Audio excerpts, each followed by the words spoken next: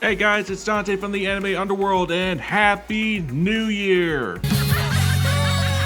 I haven't seen you all since last year. Oh, brother, this guy stinks! Okay, I'm sorry, I had to. I mean, come on. We're gonna start off 2025 with this new video for what's gonna be happening for 4 Nights of the Apocalypse. But before we do all that, I kinda wanna ask you all, what was the best moment for 4 Nights of the Apocalypse during 2024?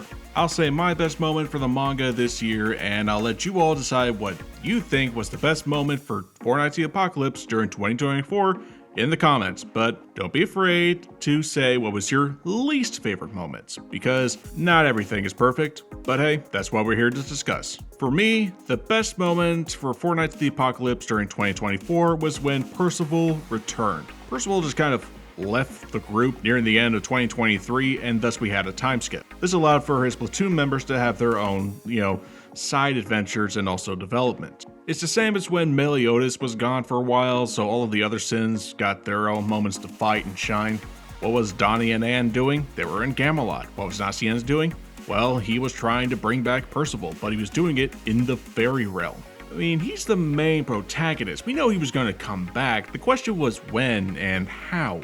And he just came back in order to save Nacien and the royal fairy family against the White Knight herself. We thought he was going to be weak, but Percival came back practically stronger. He was able to fight easier than before, and we got a glimpse of his death magic as we saw the White Knight age before us into a disheveled, just freaky old lady.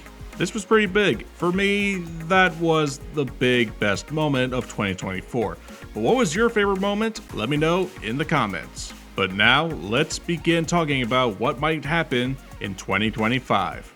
I'll be ranking these from maybe to absolutely. Maybe is that it's going to have the potential of showing up, as it was hinted slightly throughout 2024 in the series.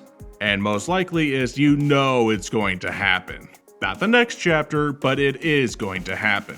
So let's begin with the maybe. This one is kind of a tie between Lancelot reappearing and Gawain's origins. Gawain has had concerns about where she came from, who were her parents, why was she left with Kay, etc, etc. It's part of her journey, her own journey of self-discovery. While other people are wondering where the heck is Lancelot, because we did get to Gawain pretty fast. We went from Percival reawakening to a kingdom being abducted, to going into Camelot and immediately finding Gawain, and then, a few chapters later, finding Tristan. So the only one left is Lancelot, and we don't know where he is. These are a bit of a maybe, because the pacing of the series can range. We could be here for one moment and then we skip over to something else in a matter of a few chapters. This is why it's a maybe. It's something that might happen, but it just depends on how far these chapters are going to go. We don't know how many more chapters are in the current arc, so we're just going to wait and see. Which brings us to the most likely. Tristan versus Percival. This is a fight that many fans really want to see rematched. We saw Percival versus Tristan during the Leonis arc, and with the way things are going in the current arena based on this chart, it is possible, if not most likely, that Tristan and Percival are going to be clashing in the finals. All of them have their own reasons. As Tantris, he wants a cure for his own 𝐬𝐨𝐫𝐞, and the only way to get so is by being the winner of this tournament and getting to the Green Knight. While Percival's gang just wants to get to the Green Knight in order to execute him in order to weaken Camelot's forces. They all have their reasons to win, but the question is who is going to be the winner?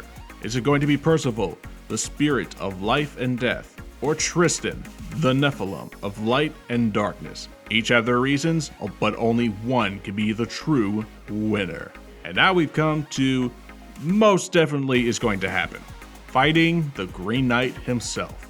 In order for any of these people to get their desired wish and accomplish their goal, they're gonna have to fight, or at least get close to the Green Knight. Whether it's Tristan or Percival, though that's a bit of a question, but a fight is going to happen. Not just because they want to, off him, but because the Green Knight is starting to come around to maybe something is off about this group. There are hints of the chapter where he's just pondering about if he was supposed to remember something. seeing people, hearing names, all blocked somehow, and he is catching on pretty quick. So when he does show up, when they're all weakened, I have a feeling that the Green Knight is going to just attack everyone, so it's clear that everyone is going to be attacking him. A fight is going to go down, but the question is, who's going to strike first? And another question, is the Green Knight going to make it out alive? Are they actually going to kill the Green Knight and thus weakening Camelot? Or is it going to be more of a scrap, but the Green Knight will still be able to flee? We're just gonna have to wait and find out and see what 2025 has to bring for us 7 Deadly Sins and 4 Nights of the Apocalypse fans. And if you love that content, subscribe to the channel and we'll be out with a manga review next week. And don't worry, we'll have more content on this channel in the near future. Be sure to subscribe and I'll see you mortals later.